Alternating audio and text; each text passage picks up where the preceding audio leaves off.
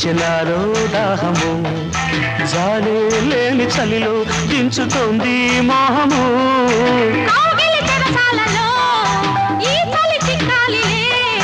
పెదవుల సరసాలలో కోరిక కరగాలిలే నదులై పారని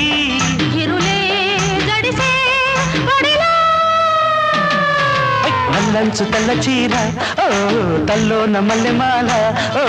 గీడెక్కి కవ్వించితే బామ్మ వేడెక్కి నేరేగనా ముసిరే మిసమిసలే గుసగుసగా వన విసిరే